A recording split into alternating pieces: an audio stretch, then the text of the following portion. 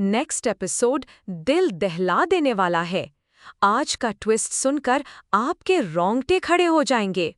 दृश्य एक आलीशान घर का बैठक जहां माहौल तनावपूर्ण है। खिड़की से छनकर आती हुई मध्यम रोशनी कमरे में एक उदास एहसास भर रही है। हवा में एक अनकही खामोशी पसरी है जिसे केवल दीवारों पर टंगी घड़ी की टिक टिक ही तोड़ रही है। अनु, जिसकी आंखें नम हैं, अपने हाथों को कसकर मल रही है, जैसे किसी अनजानी पीड़ा से जूझ रही हो। उसकी सांसें तेज चल रही हैं। वो खुद से बुदबुदा रही है। मैं कैसे मान लूं, राजनंदिनी जी, वो मुझे माफ कर देंगी। मुझे बस उनसे एक बार मिलना है, एक बार। अनु मन में, हे भगवान, ये कैसा इम्तिहान है मेरा। मैं यहाँ किस उम्मीद से आई हूँ? क्या मैं वाकई में वो सब भूल सकती हूँ? पर राजनंदिनी जी, उन्होंने मुझे कितना कुछ सहा है। मुझे बस एक मौका चाहिए, एक मौका खुद को साबित करने का, उनसे माफी मांगने का। क्या आरी मुझे ये मौका देगा?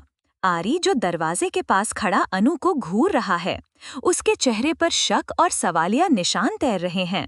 उसकी नजरें अनु के हर हाव भाव को बारीकी से परखे जा रही हैं। कमरे में एक अजीब सी खामोशी छा जाती है, जैसे हवा भी सांस रोके हुए हो। आरी धीरे धीरे अनु की ओर बढ़ता है। उसके कदमों की आहट उस खामोशी को और गहरा कर देती है।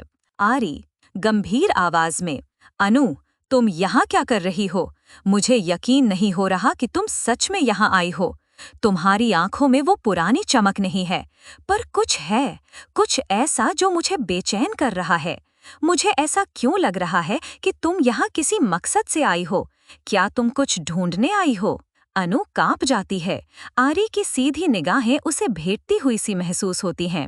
उसके होठ, हाथ कांपते हैं, पर वो हिम्मत जुटाकर बोलती है, अनु, आंखों में आंसू लिए धीमी आवाज में, आरी, मैं यहाँ खुद को ढूंढने आई हूँ। मैं राजनंदिनी जी से माफी मांगना चाहती हूँ, अपनी गलती के लिए, अपने किए हुए हर उस काम के लिए जिसने उन्हें ठेस पहुंचाई, और अपने आत्मसम्मान के लिए भी। मुझे बस एक बार उनसे मिलना है। प्लीज, प्लीज मुझे उनसे मिला दो। आरी की आंखों में एक पल के लिए हैरानी झलकती है, फिर वो सख्त हो जाता है। उसके चेहरे पर कोई दया नहीं, सिर्फ एक कठोरता है। आरी ठंडे स्वर में, माफी, आत्मसम्मान? अनु, तुम क्या कह रही हो? तुम्हें लगता है कि तुम यहाँ आकर सब ठीक कर सकती हो? तुम्हें माफी मांगने की जरूरत है? आरी की आवाज में एक कड़वाहट है जो अनु के दिल में चुभ जाती है।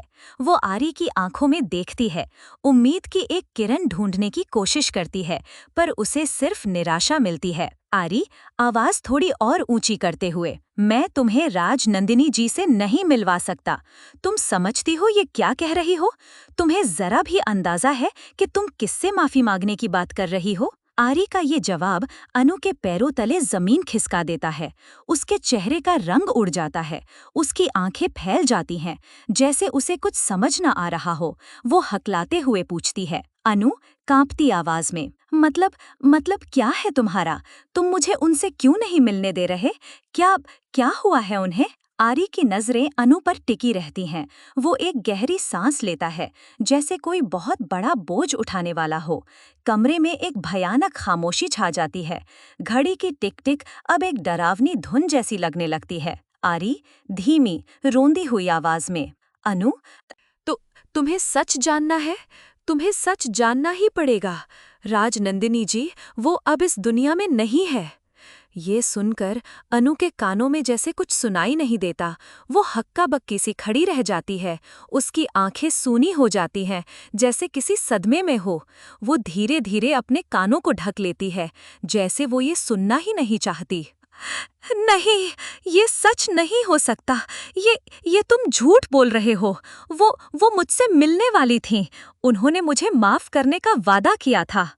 आंसू उसके गालों पर बहने लगते हैं, पर अब ये आंसू माफी के नहीं सदमे के हैं। वो फर्श पर गिर जाती है, उसकी सांसें उखड़ने लगती हैं। वो बार बार नहीं नहीं दोहराती रहती है। आरी उसे देखता रहता है, उसका चेहरा भी पीला पड़ गया है।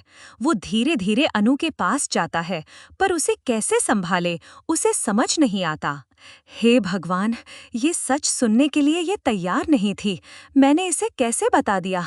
पर अब ये सच तो सामने आ ही गया था। अब इसका क्या होगा? ये कैसे जिएगी इस सदमे के साथ? अनु रोती रहती है, उसकी सिसकियां कमरे में गूंज रही हैं। अचानक एक अजीब सी शांति उसके चेहरे पर छा जाती है। वो रोना बंद कर देती है। उसकी आंखें अब भी नम हैं, पर उनमें एक अजीब सी चमक आ गई है।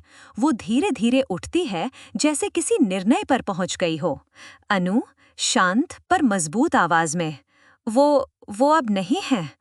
आरी सिर हिलाता है, उसकी आंखों में भी अब नमी है।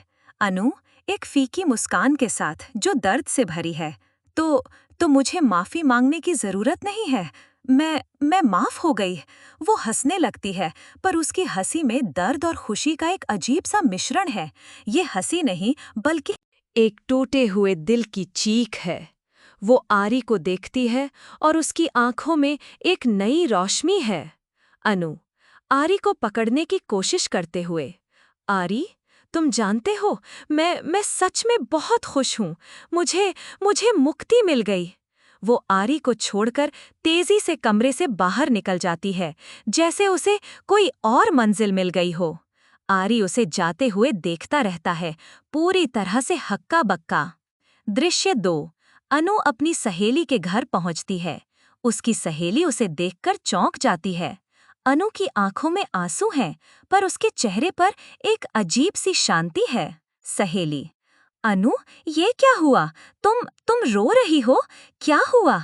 अनु, गहरी सांस लेते हुए मुस्कुराने की कोशिश करती है। कुछ नहीं हुआ, बल्कि मैं तुम्हें कुछ बताने आई हूँ। एक ऐसी खबर जो तुम्हें हैरान कर देगी। अनु अपनी सहेली को सब कुछ बताती है। वो राजनंदिनी जी की मौत के बारे में बताती है और कैसे उसे इस बात से मुक्ति मिली है। उसकी सहेली उसे बड़े अविश्वास से सुनती है, पर अनु की आंखों में जो सच्चाई है, उसे वो नकार नहीं पाती। अनु आंसू पोंछते हुए, हाँ, वो अब नहीं है, और मैं आजाद हूँ। वो मुझे माफ कर चुकी होंगी, मुझे यकीन है। वो अपनी सहेली को गले लगा लेती है और दोनों सहेलियां एक दूसरे को संभालती हैं। अनु का चेहरा अब भी गमगीन है, पर उसके दिल को एक अजीब सी शांति मिली है। वो जानती है कि उसने जो किया वो गलत था, पर अब जब राजनंदिनी जी नहीं है, तो उसे कम से कम इस बात का सुकून है कि उसे उनसे माफी नहीं मांगनी पड़ेगी, और शायद यही उसकी मुक्ति थी। अगला एपिसोड सुनकर आपको पता लग जाएगा। चैनल को सब्सक्राइब कर दें ताकि लेटेस्ट अपडेट मिस ना हो।